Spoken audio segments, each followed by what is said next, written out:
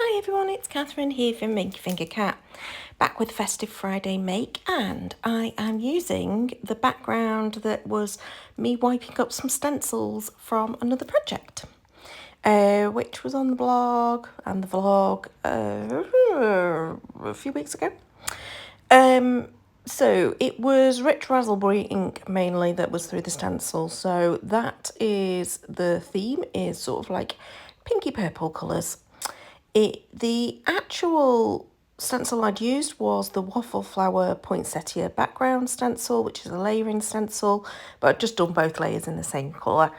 And then I ran it through my Big Shot with an old embossing folder that's got like Christmas words, and just used the ink that was left on my blending tool to just rub over that, just to slightly enhance the text. To be honest, doesn't really enhance it a huge amount, but it does a little bit, so you'll see it more on the photos, I think. Now, I decided to pull out this waffleflower poinsettia stamp and die set, which I got in the sale at Seven Hills. It's a really old stamp and die set, and this was my first use of it.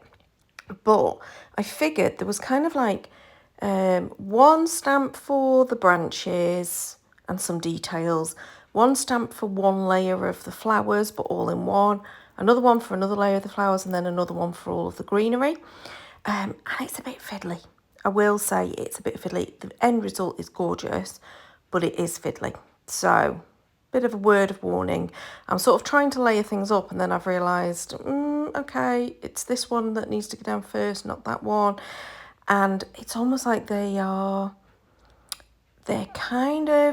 joined with a really flimsy bit, a really thin bit of plastic, of the photopolymer between them.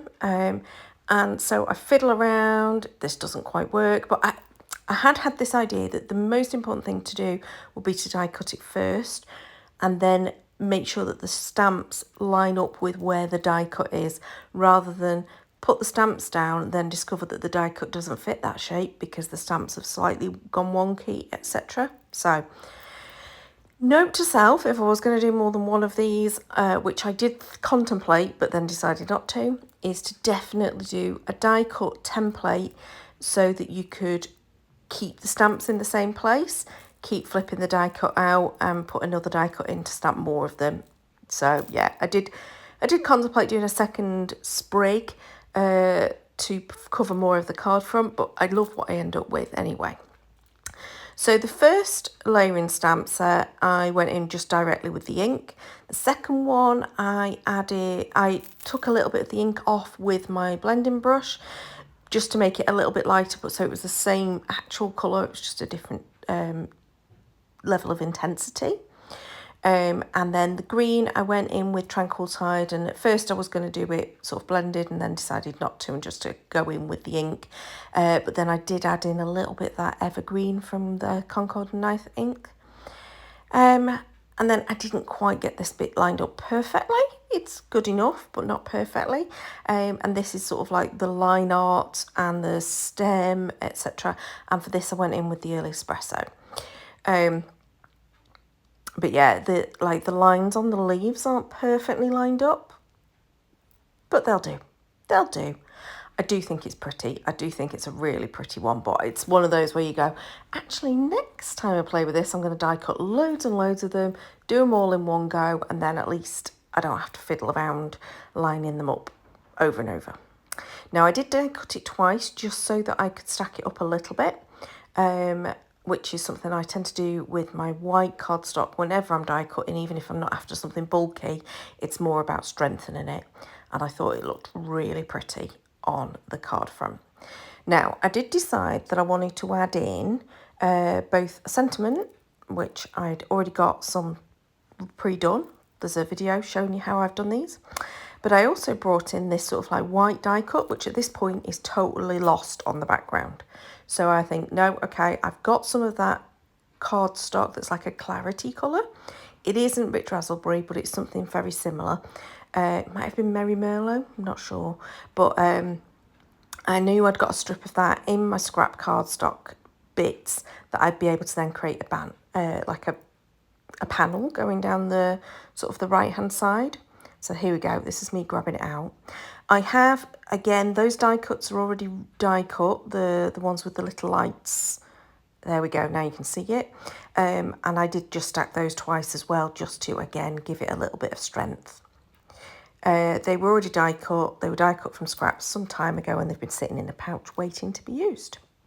So I think this is all of my elements. Oh no, yes, I decided to bring in a banner. I felt like the die cut word was just getting a little bit lost with it being a very similar colour to that background panel. So I thought a little bit of white would help. So I did create a little banner. I cut one end off when I actually ended up using it, but yeah, I did end up creating a little white banner just to give that little bit of boundary and a bit of framing to the sentiment. So here's all my bits and pieces ready to attach. So I've gone in for the panel and I just put some, well, I put some Pritt stick, but then I ended up using wet glue as well. And then I'm just slightly trimming it down. I do end up trimming it a bit more at the end because I just didn't think it fit well on the card blank. And then I am gluing down my lovely poinsettia sprig. And then the sentiment is going onto the banner. And at this point I'm going, no, I'm going to chop the end of that off. So it's just like a fishtail on one side. And that's basically it. I do go and create my own card blank. I do it just standard size of A4, fold it in half and then cut it at 10.5 centimetres. That's my standard way of creating a card blank, and this is the extra thick cardstock. But you can see there, the banner is going to point off the end, so I do have to take it off and put it back on again. But I decide it's a little bit wide, so I just trim a little bit off and that's the perfect size. So just adding some glue, plonking it down. One side was a little bit dirty, so I turned it over because it was dirty at the edge, which would have been seen. And there's the card done. So really like how this looks. I definitely want to use that poinsettia stamp again, but just now know that it's going to require a little bit of fiddling, a little bit of patience. But it'll be beautiful if I was to do it in the red too. So I hope you like that. Please do like, subscribe, and until next time, bye-bye.